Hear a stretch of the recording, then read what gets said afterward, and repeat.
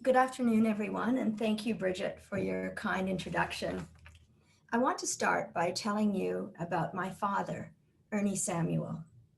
He was principled and fearless, kind of heart, and undaunted by challenge. At the beginning of 1997, he suffered a severe brain injury and fell into a 3-month coma. When he woke up, my family turned to his workplace insurance for help.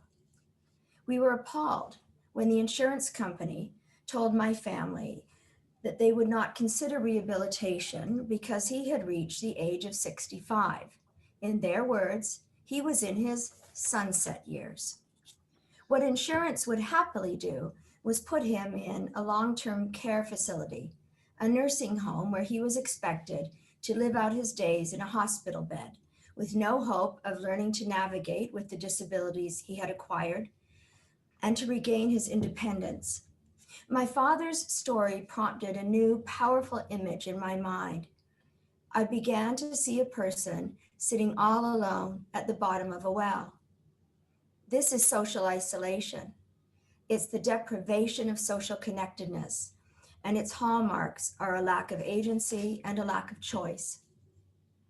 How incredibly lonely it must be to grow old in a society that gives up on you while you're still here. I often find myself returning to one foundational question: what do we, as a society, value? And sadly, through my father's experience and that of countless others, it's clear that society does not value older people very much at all. COVID 19 has laid bare our many failings on this front, but the devaluing of older people is not a new phenomenon brought on by this pandemic. Look at some of the avoidable, overlooked, and persistent risks facing people as they grow older: poverty, illness, inadequate housing, food insecurity, elder abuse, loneliness, social isolation. As people age, providing adequate support does not seem to be a priority. It's not just a question of resource allocation. When we do begrudgingly get around to thinking about older people, we're so often focused on the idea of protecting them that we strip away their autonomy in the process. We incorrectly treat these concepts, protection and autonomy, as mutually exclusive, creating this push pull dichotomy where we can have one or the other, but never both. This is a violation of older persons' agency and their right to choose for themselves. It's ageism, clear as day, and it's rampant. The Global Report on Ageism, released a week and a half ago, tells us that globally, 1 in 2 people are ageist against older persons. And ageism is known to increase social isolation and loneliness, which Help Age Canada tells us affects more than 1 million older Canadians. This is unacceptable. We have to course correct and fast. Unfortunately, COVID 19 has only deepened some of our worst fissures. Case in point, the recent horrors in long term care facilities.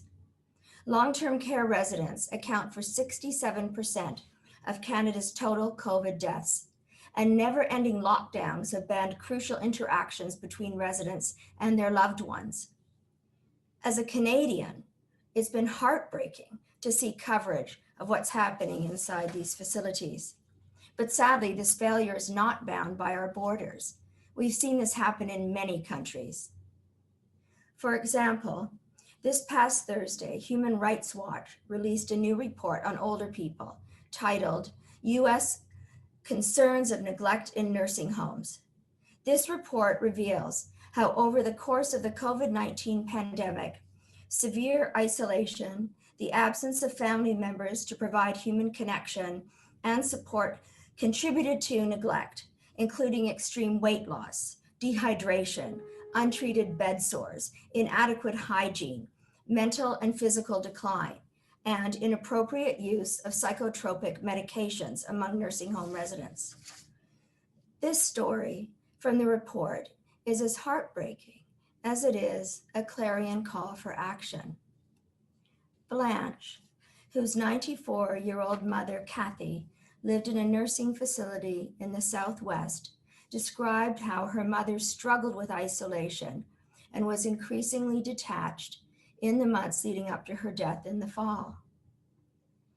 She felt abandoned, Blanche said.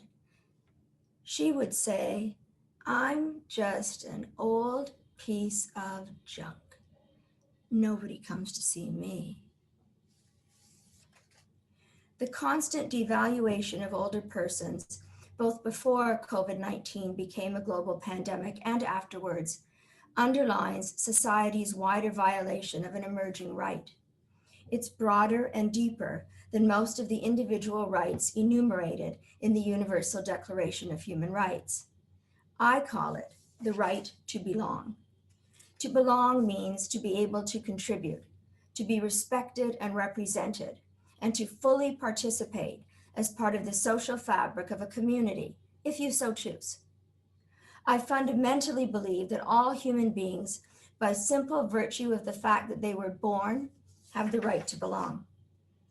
Article 29 of the Universal Declaration touches on this idea in broad terms, stating, "Everyone has duties to the community in which alone the free and full development of one's personality is possible."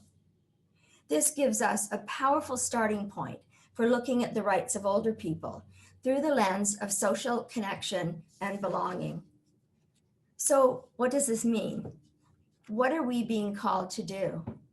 Well, at the macro level, it starts with recognizing that all people, including older persons, have a right to belong.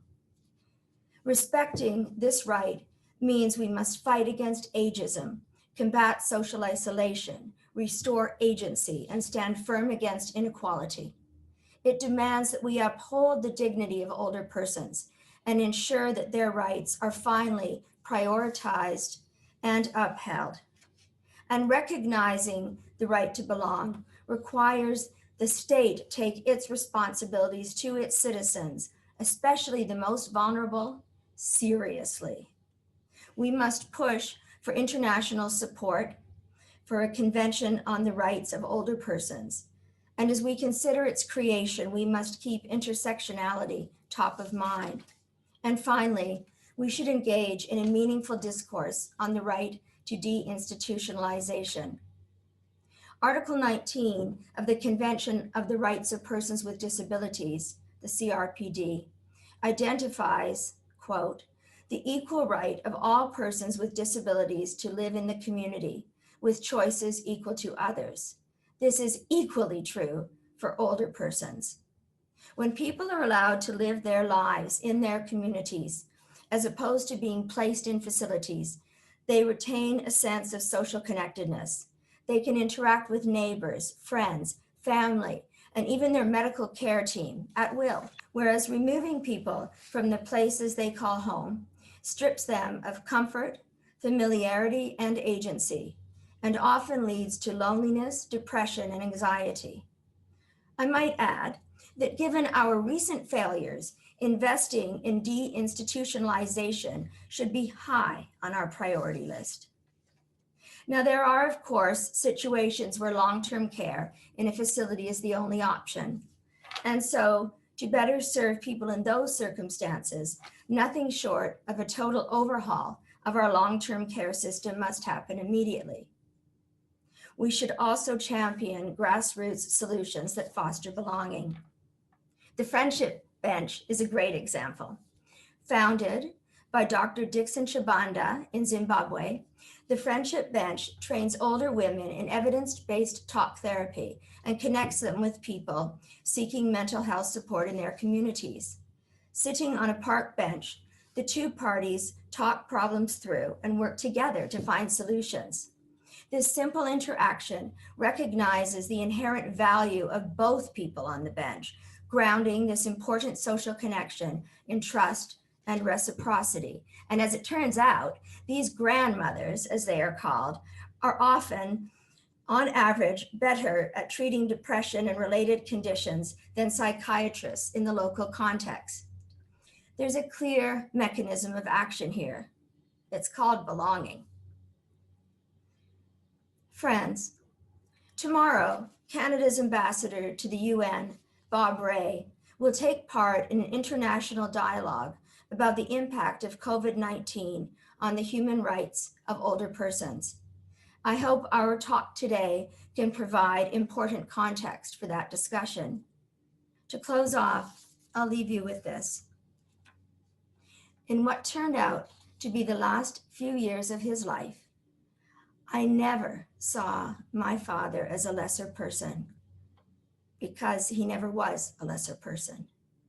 I met him where he was on his life's journey and worked to ensure that his dignity, autonomy, and inherent value remained intact. For too long, society has failed to understand and meet the needs of older people, to respect and recognize their personhood, their right to community, their right to belong. It's time for change. So I ask you again, as a society and as a global community, what do we value? Thank you very much.